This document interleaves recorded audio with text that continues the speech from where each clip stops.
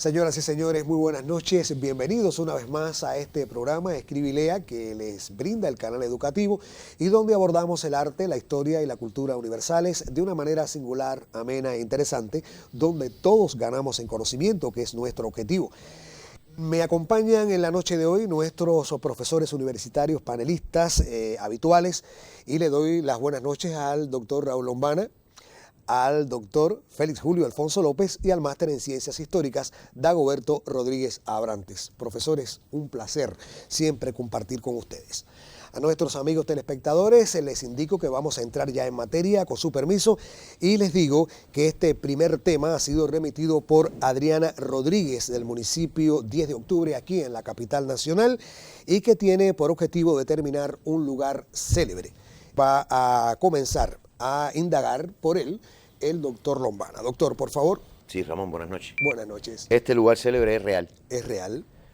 Y es un lugar célebre que está en la parte líquida del planeta. En la parte líquida, sí. Es un lugar que alcanza su celebridad en alguna medida por sus recursos naturales, por su esencia natural. Sí, por su esencia natural, claro. Está vinculado de alguna manera a alguno de los continentes. Claro, por supuesto. Está claramente definido en uno de los 5 continentes, sí, sí. Más que en otros. Sí, o sea, sí. No es un océano de esto que está colindante entre, o sea, que implica a las dos. Es un lugar que está vinculado a un continente. Exacto. Ya.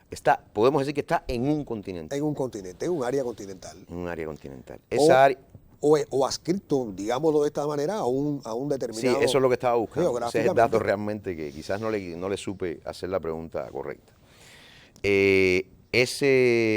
Ese continente es América. América. Y se puede ubicar dentro de un área específica de América. Así es. Está en América Latina. Para ser exactos, comparte. No puedo decir más. Sí. Cuando usted dice que comparte, estamos hablando entonces de algún lugar en América que está cerca de Norteamérica, pero también en el área, tiene alguna vinculación con el área del Caribe o algo así, ¿no? Sí. Hay países involucrados, concretamente, territorios de... Sí, correcto. Varios, pueden ser... Son varios, sí, varios. Pero pueden ser, 2 de ellos pueden ser México y Estados Unidos. Puede ser. Este accidente natural, Ramón, porque obviamente estamos hablando puede ser una de estas 3 cosas, un mar, una bahía o un golfo. Una de ellas. O sea, una bahía o un golfo. ¿Me está preguntando? Sí, una de esas 2 Una cosas. de ellas. ¿Es el Golfo de México? Golfo de México, correctamente.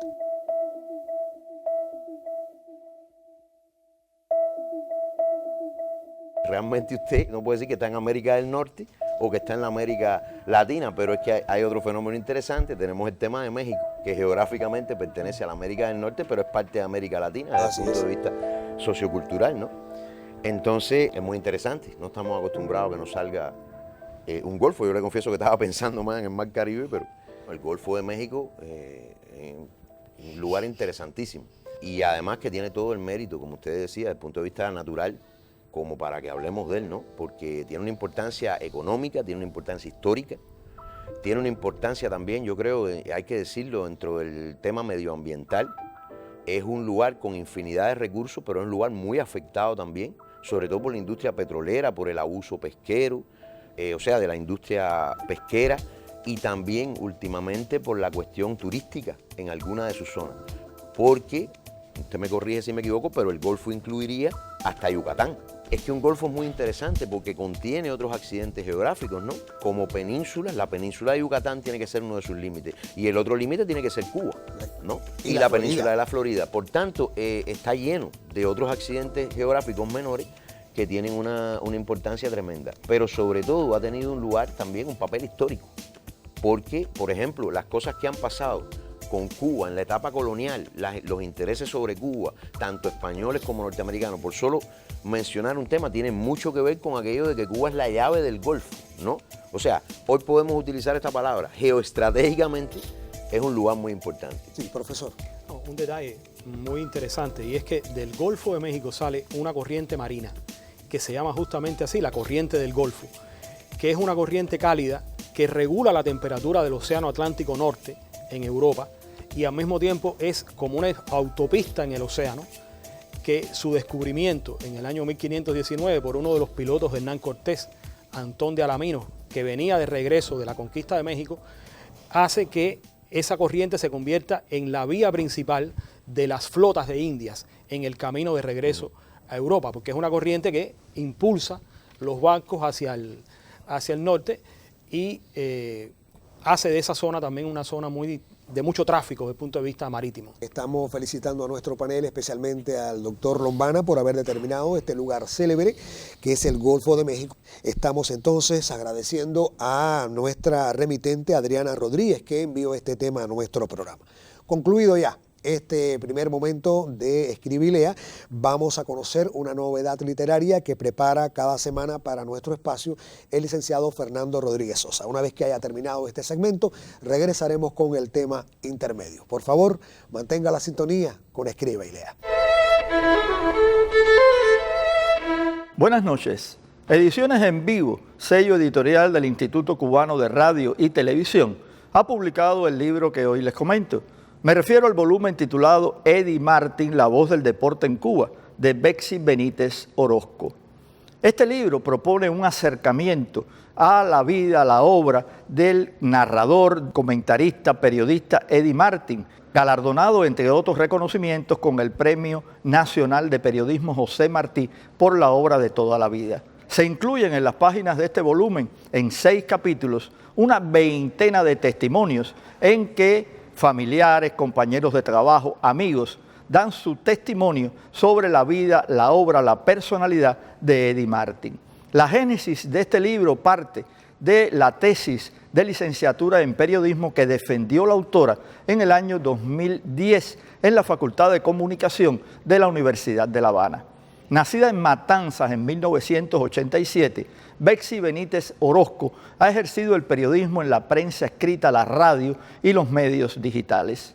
En el prólogo a este volumen, Danilo Sirio López asegura que este es un libro que necesitábamos, un libro que permite conservar los recuerdos de Eddie Martin y así poder regalarlos a las nuevas generaciones. Les recomiendo la lectura de Eddie Martin, la voz del deporte en Cuba, de Betsy Benítez Orozco. Un libro que no solo permite acercar al lector a la vida, a la obra de Eddie Martin, un libro que también contribuye a salvaguardar la memoria del deporte en la mayor de las Antillas. Gracias por acompañarme y nos vemos en un próximo encuentro.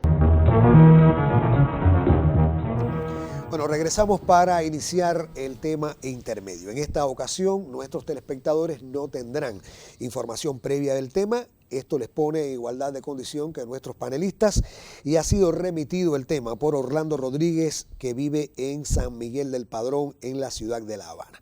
El profesor Félix Julio Alfonso López tiene a su cargo iniciar esta ronda. Profesor, les recuerdo, un personaje célebre. Personaje célebre real. ¿Es real? Hombre. No. Este personaje célebre es una mujer, entonces. Una mujer. Qué bien. Se hace célebre en nuestra era.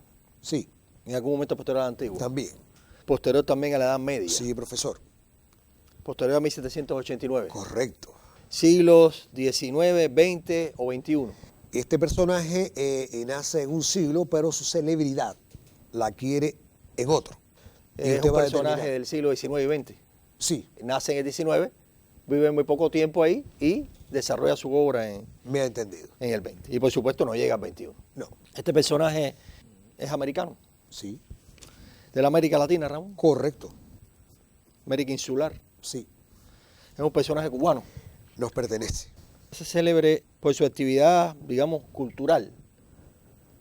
Ya Es lo un creo. intelectual Sí. o artista. Bueno, Es un artista. un artista. Yo le voy a decir dos ámbitos del arte. Una es la pintura y la otra es la actuación. Es decir, es una actriz o una pintora. Usted determina. Una pintora. Una pintora. Y esta pintora, si nace en el XIX, es decir, tiene obras en la primera mitad del siglo XX. Del siglo XX, sí. Es una pintora cubana importante. Muy importante. Y esta mujer sobrepasa el 59. Sí.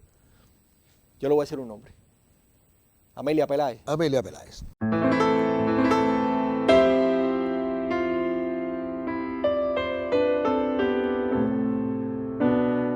Amelia Peláez es una de las pintoras, probablemente la pintora más importante cubana. No quiero desmeritar a las otras, pero por lo menos de la primera mitad del siglo XX. Es una mujer que rompe cánones en la pintura y sobre todo en la cerámica y en los murales. Ella no es de La Habana, ella es de la región central, de Yaguajay. Estudió en San Alejandro, ahí estudió con Romagnac, fue su profesor. En una época estuvo muy influenciada por el impresionismo también. Estuvo en Francia viviendo en una época. Nosotros vemos habitualmente un mural bellísimo de ella, que está en la entrada del Hotel Habana Libre. Pero hay otros murales a lo largo de todo el país y también fue muy importante su labor en la cerámica y la pintura, por supuesto. Profesor Félix Julio. Yo simplemente quería dar un dato de carácter biográfico, y es que el segundo apellido de Amelia Peláez es Amelia Peláez del Casal. Amelia Peláez es sobrina de Julián del Casal, es la hija de la hermana menor de Julián del Casal, hermana que estudió en los Estados Unidos y tuvo una formación intelectual en un colegio religioso en el sur de Estados Unidos. Y Amelia tenía en su familia este antecedente de carácter artístico, cultural, muy poderoso. Y ella fue depositaria también del legado de ese ancestro que fue su tío Julián del Casal. Y la pintura de Amelia es quizás la pintura más importante hecha por una mujer desde el punto de vista de la renovación artística de la vanguardia en toda el área del Caribe en ese momento. Es decir, no hay ninguna pintora que pueda comparársele a Amelia en cuanto a la riqueza de su arte y también al uso del color. Creo que en Amelia ese uso del color que algunas personas dicen que logra tener una policromía casi total del espectro de los colores, fue un rasgo muy distintivo de su obra. Estamos felicitando a nuestro panel, especialmente al profesor Dagoberto Rodríguez Abrantes. Bueno, vamos entonces ahora a tener, digamos, un momento especial en nuestro programa, porque durante el último año transcurrido, este programa ha tenido pérdidas afectivas tremendas, y lo fueron nuestro guionista, el querido compañero Pablo Verges, nuestra inolvidable profesora, la grandísima doctora Ortiz, y por último nuestro amigo y querido panelista de nuestro programa, el doctor Pérez Herrero. A ellos nosotros queremos hacerle un homenaje y que también llegue de parte de todos los telespectadores que durante tanto tiempo los admiraron en nuestro programa por su labor educativa, por su labor de hacer de este programa algo que sirviera a nuestro público para tener una cultura mejor, una cultura mayor, integral. Si nuestros panelistas desean decir algunas palabras acerca de nuestros compañeros, sobre todo del profesor Herrero. Se impone hablar del profesor Ángel Pérez Herrero, que para todos nosotros era cariñosamente Angelito. Los tres profesores que estamos sentados en este panel estamos aquí porque él nos llamó. Él fue la persona que motivó que pudiéramos llegar a hacer el programa Escribe y Lea, y eso denotaba un rasgo de su personalidad muy característico, y era su profunda humildad y su confianza en los jóvenes. Dicen que muchas veces la biografía de un maestro son sus alumnos, y yo creo que la mejor biografía de Angelito eran sus discípulos. Angelito era un profesor que se caracterizaba por tres rasgos que todos los que fuimos sus alumnos los disfrutamos mucho. Primero, una vasta cultura, una profunda erudición. Era un hombre que era capaz de dominar diferentes ámbitos del saber y además con conocimiento pleno de lo que hablaba. Era un hombre también de una memoria prodigiosa, una memoria de verdad muy entrenada, y al mismo tiempo era un hombre de un sentido del humor muy particular. Yo diría que un sentido del humor casi británico, porque sus chistes y sus salidas humorísticas generalmente tenían ese doble sentido, pero no tanto criollo, sino más bien europeo. Era el maestro y fue el maestro de muchas generaciones de graduados de la licenciatura en Historia de la Universidad de La Habana, y creo que los actos de solidaridad en el momento en que estuvo enfermo y los actos de devoción de sus alumnos son el mejor homenaje que se le puede hacer a un maestro. Profesor Lombana, por favor. Lo único que pudiera quizás hacer es decir las mismas cosas que diríamos cualquiera de los tres miembros del panel con otros ejemplos, ¿no? Pero creo también que por el carácter, por la manera en la que se dirigía, la manera que asumía la vida, nuestro maestro Angelito y amigo Angelito, es de esas personas que no se le puede recordar con tristeza. O sea, uno pasa obviamente una tristeza como la pasamos con las otras pérdidas que hemos tenido, pero al final se impone siempre algo jocoso, porque era una persona muy jocosa. Muy jocosa, pero que a través de esa jocosidad siempre te transmitía esa humildad que ha dicho mi amigo Félix.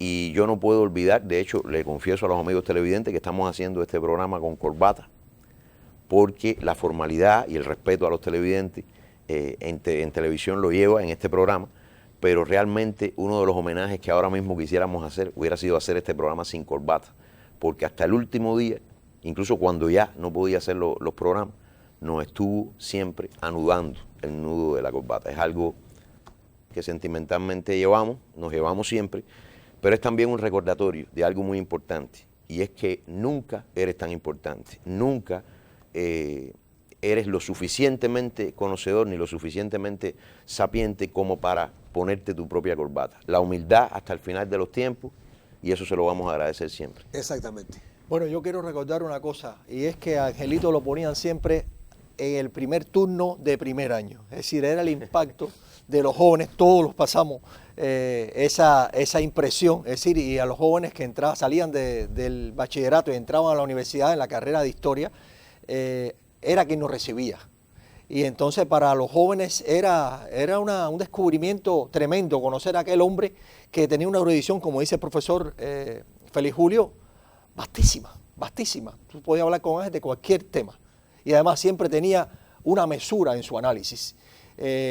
Yo realmente, como puse en el momento de su fallecimiento, perdí el profesor de siempre, porque nunca dejó de ser mi profesor. Siempre me refería a él como mi profe. Y perdí un gran amigo. Es lo que puedo decir entonces. Exactamente, gracias profesores. Pues sencillamente el ejemplo y la vida y la obra del profesor Pérez Herrero se mantiene en Escriba y Lea. Estamos iniciando el tercer y último tema de la noche aquí en Escriba y Lea. Antes de introducirnos en él, les recuerdo que, como es habitual en los minutos finales de nuestro programa, uno de nuestros panelistas realizará una pregunta para que usted pueda participar y enviar su respuesta inmediata a través de nuestra página de Facebook, Escriba y Lea Cuba. Entonces, ya entrando en materia, les digo que tienen información visual en pantalla para este tema que les ayudará en su indagación personal y que ha sido remitido por Leonardo Antonio Roque, vecino de La Habana Vieja.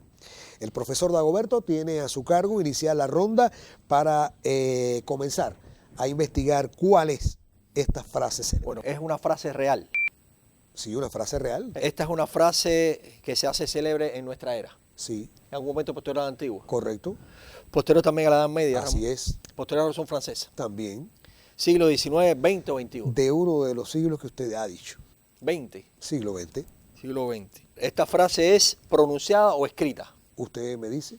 Es pronunciada. Es pronunciada. Esta frase es de un personaje de América. No, profesor. Y este personaje es un personaje masculino. Sí, un hombre. La frase tiene algún tipo de connotación, ¿no?, que en el sentido amplio pueda entenderse como política. Sí, correcto. Es una frase con una connotación política. Sí. Dicha por un hombre. Por un hombre. Está dicha por vamos a preguntarlo directamente, por un político. Es un político. Es un político que en el siglo XX en algún momento nos dice esta frase, que usted dice que es pronunciada, ¿no? Sí. Y la frase pasa a la posteridad por el contexto, por el momento. Ya. Voy con el personaje. Es un personaje del siglo XX que ya sabemos que no es americano. Sí, sí, ya se sabe que no es americano. Es euroasiático. Euroasiático. Vamos a dejarlo ahí por el momento. Si una frase alcanza celebridad por un contenido político, obviamente también tiene un trasfondo histórico. O sea, ocurrió en el siglo XX en un momento determinado del siglo XX. Correcto. El personaje que dice esta frase vivió, ¿no?, No le estoy preguntando, fíjese todavía cuándo dijo la frase. Vivió en la primera mitad del siglo. Vivió en la primera mitad, sí. Y la frase fue dicha en la primera mitad del siglo, antes del año 50, de 1950. Ajá. El personaje es importante, Ramón. Es conocido Es un personaje conocido, lógico. por su papel como en política. Ajá. Y tuvo que ver con procesos importantes de esa etapa anterior a los años 50. También. Y durante la primera mitad del siglo XX vivió varios años. O sea, tiene un devenir amplio en esa Sí, parte. sí, sí. Entonces, este personaje como mínimo tiene que haber estado vinculado. Si es euroasiático, tiene que haber vivido de alguna manera alguna de las dos guerras mundiales. Correcto. ¿Ya? Bueno, de hecho, puede hasta estar en las dos. Ajá. Porque ahí tenemos dos guerras mundiales con un periodo intermedio, interguerra, o el famoso interregno, ¿no? Ajá. Vamos entonces ahora al personaje vamos a volver al ámbito geográfico. Es un personaje, Ramón, que tiene que ver con la Segunda Guerra Mundial. Tiene que ver con la Segunda Guerra Mundial. Es uno de los políticos claves que tiene que ver con la Segunda Guerra Mundial. Lo es. Estamos hablando de un Churchill, un Stalin, un Truman, bueno, Truman es americano, un Clement Attlee, ya es un poco más, pero por ejemplo, Charles de Gaulle. Es uno de ellos. Esta frase está dicha por un político que no pertenece a la ideología del liberalismo occidental. Ajá. Puedo descartar a Churchill y a... Más o menos. Es una frase de Stalin, Una frase de Stalin, sí. que está dicha entre el año 1939 y el año 1945. Correcto. Está incluida dentro del periodo de la Segunda Guerra Mundial en el que ya la URSS ha sido literalmente invadida. O sea, después del 22 de junio del año 41. Sí, sí. Puede tener una connotación más vinculada a la guerra, al propio suceso de la guerra, el decursar de la guerra, este viraje radical, sobre todo, que se produce después que... O puede estar vinculada a la alta política internacional y puede tener un contenido axiológico más grande. Porque yo estoy pensando también en la participación que tiene Stalin en las grandes, por ejemplo, en Crimea, en Yalta, ¿no? En las conferencias, dice. En las conferencias. Tiene una connotación que va más allá de lo bélico. No, profesor. Es sobre la guerra. Es sobre la guerra. Evidentemente esta frase está pronunciada en el contexto de la invasión alemana a la Unión Soviética. Ajá. Es decir, tiene que ser una frase de combate. Es este caso. Es el caso. Es decir, es un llamado de Stalin a la defensa del Estado soviético frente a la invasión alemana. Está dentro de ese... Dentro del contexto, sí. Dentro de ese contexto. Yo no sé si mi amigo Dagoberto, que es experto en esto, recuerda la frase. Debe ser el discurso que él pide al pueblo soviético que resista. Es el primer discurso de... Es un discurso similar, no sé exactamente si es en este discurso, profesor, pero la frase tiene ese sentido. O sea, resistir la invasión, Exactamente. rechazar a los invasores y eventualmente impedir que capturen la capital del Estado soviético, la ciudad de Moscú. A ver, usted tiene posibilidad, le doy la oportunidad. La frase célebre es pronunciada por personajes como Stalin, después son recogidas Claro, claro. en textos y la podemos ver, sobre todo con una traducción del ruso en diferentes Tiene que formas. haber salido en el titular de Pravda al día siguiente. Exacto, es lo que le está diciendo el profesor. No es el único que lo ha dicho, pero a lo mejor se trata de una frase que también se le puede adjudicar a él de ni un paso atrás, por ejemplo. Hay un momento donde dice ni un paso atrás. ¿Es esa la frase? Es la frase.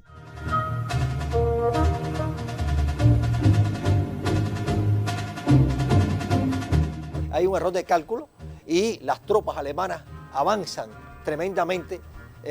11 días están avanzando y es el momento en que Stalin sale de su sorpresa y le pide al pueblo que resista a toda costa. Julio de 1942. Exactamente. Y entonces termina la frase diciendo eso mismo, ni un paso atrás, ni un paso atrás.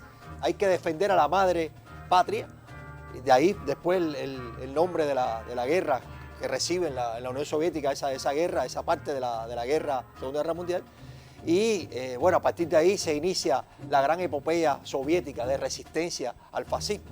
Es una guerra que fue enfilada desde el principio contra los soviéticos, es decir, se dejó crecer cuando el profesor Lombana hablaba de los personajes principales, yo recordaba algunos de los que tuvieron que ver con ese auge del fascismo desde Occidente, esa política de apaciguamiento de dejar hacer al fascismo, enfilándola contra la Unión Soviética. De modo que el objetivo final de Hitler era crear un nuevo Reich, como él dijo, pero en primer término acabar con ese ejemplo que era la Unión Soviética. Y el apoyo soviético, hoy en día hay una posición revisionista en la historia que trata de quitarle importancia al papel de los soviéticos. Y realmente hay que decirlo, el mayor peso en la victoria contra el fascismo fue soviético, que le costó millones de personas, casi 60 millones de personas o 50 millones de personas. Nunca se sabrá porque las estadísticas realmente son muy difíciles. Yo quisiera aprovechar que salió un personaje tan complejo como Stalin, ¿no?, para sugerirle a todos los estudiosos y a los amigos televidentes que no se pierdan el capítulo o la parte de el libro de la entrevista a Fidel de Un grano de maíz. Hay un capítulo que se llama Stalin, así, sencillito, tiene un título, se llama Stalin. Es la valoración más completa que yo he visto del personaje, con sus claroscuros, con sus aciertos, porque el mérito de conducir al pueblo soviético realmente le concierne. Pero el mérito es del Ejército Rojo, realmente, como decía. Bueno, pues entonces estamos felicitando en pleno a nuestro panel por determinar esta frase célebre que le reitero a nuestros telespectadores. Es ni un paso atrás, pronunciada por José Stalin en julio de 1942. Estamos así terminando nuestros temas de la noche en Escribe y Lea, y aún nos queda la pregunta que podrán responder ustedes a través de nuestra página en Facebook, una vez que la conozcan, y que de inmediato indica el profesor Dagoberto. ¿En qué consistió el incidente de Chichi-Jima? ¿Puede reiterar? Sí. ¿En qué consistió el incidente de Chichi-Jima? Y para ayudarlo un poquitín, puedo decirle que fue una acción, un incidente que ocurrió durante la Segunda Guerra Mundial, para no salirnos del último tema. Me parece muy interesante su pregunta, por supuesto.